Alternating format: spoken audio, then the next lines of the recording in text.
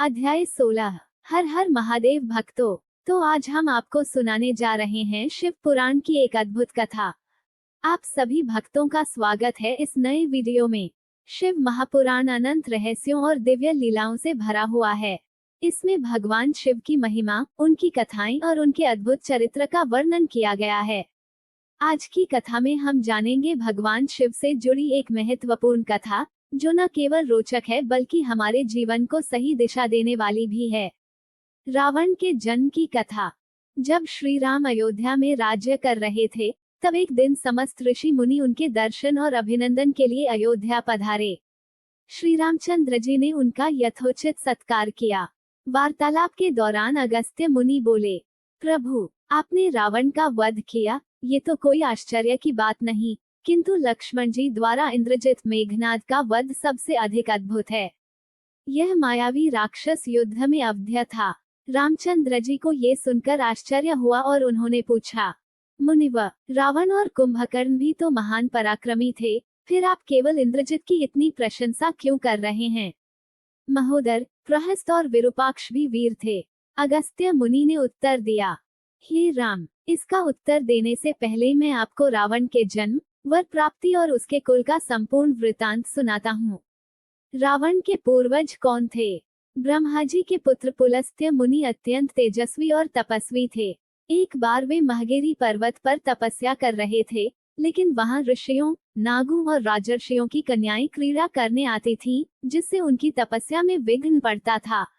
उन्होंने क्रोधित होकर शाप दिया, कल यदि कोई कन्या यहाँ आएगी तो वह गर्भवती हो जाएगी। ये सुनकर सभी कन्याओं ने वहां जाना बंद कर दिया, लेकिन राजर्षि तृणबिंदु की कन्या इस शाप से अनजान थी और आश्रम में आ गई। मुनि की दृष्टि पड़ते ही वो गर्भवती हो गई। जब तृणबिंदु को ये ज्ञात हुआ, तो उन्होंने अपनी कन्या को मुनि की पत्नी बना दिया। इसी संयोग से महर्षि विश्रवा का जन्म हुआ, जो अपने पिता की तरह तपस्वी और वेदों के ज्ञाता थे। महर्षि विश्रवा का विवाह भरद्वाज ऋषि की कन्या से हुआ, जिनसे कुबेर का जन्म हुआ। कुबेर ने तपस्या कर ब्रह्मा जी से वरदान प्राप्त किया और देवताओं के समान यशस्वी लोकपाल बने।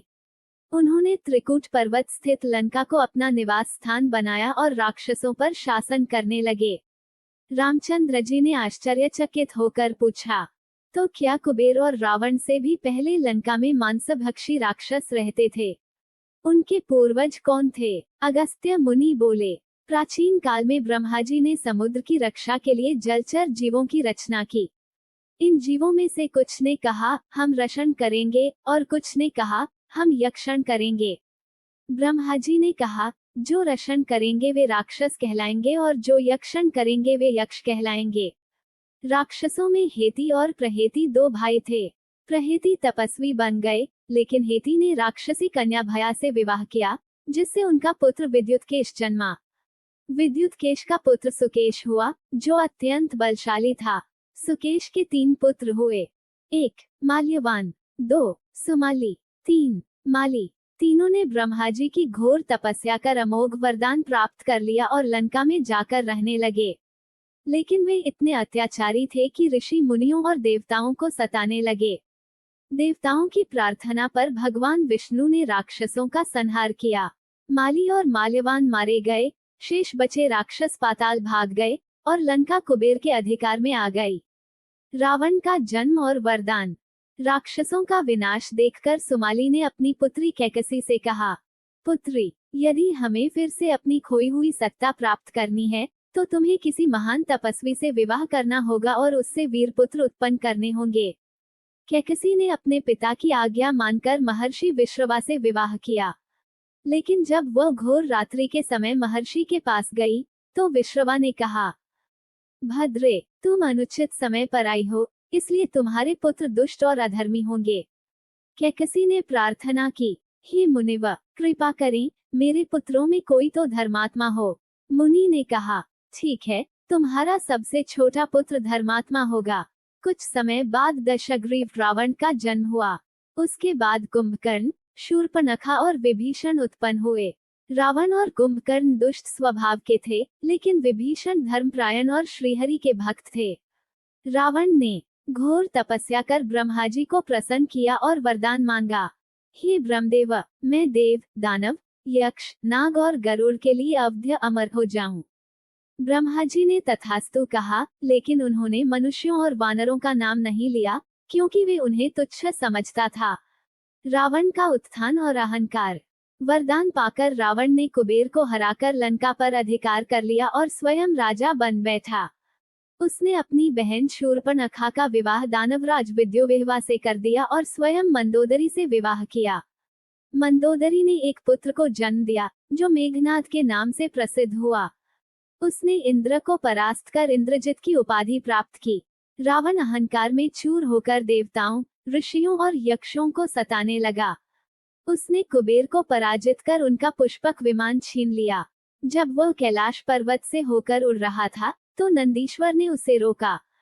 क्रोधित होकर रावण बोला, ये पर्वत मेरी यात्रा में बाधा डाल रहा है, इसे मैं उखाड़ फेंकूंगा। ज्यों ही उसने पर्वत उठाने का प्रयास किया, भगवान शिव ने अपने पैर के अंगूठे से उसे दबा दिया। रावण का हाथ बुरी तरह से दब गया और वह पीड़ा से चीखने लगा। जब वह मुक्त न हो सका, तो उसने रोते हुए भगवान शिव की स्तुति की। प्रसन्न होकर भगवान शिव ने उसे क्षमा कर दिया और चंद्रहास नामक दिव्य खड्ग तलवार प्रदान की। वेदवती का शाप और रावण का अंत। एक दिन हिमालय में तपस्या कर रही वेदवती को देखकर रावण मोहित हो गया और जबरदस्ती करने लगा। क्रोधित होकर वेदवती बोली, अधर्मी, इस जीवन में मैं तेरा नाश नहीं कर सकती, लेकिन अगले जन्म में मैं ही तेरा विनाश करूंगी। ये कहकर वह अग्नि में समा गई। फिर अगले जन्म में वह सीता के रूप में जन्मी और आप राम ही उनके पति बने। इस प्रकार रावण का अंत पहले ही तय हो चुका था। अगस्त्य मुनि की यह कथा सुनकर श्री राम ने नमन किया और उनके साथ उपस्थित सभी ऋषि मुनि इस अद्भुत कथा को सुनकर भाव विभोर हो गए। जय श्री राम। हर हर महादेव।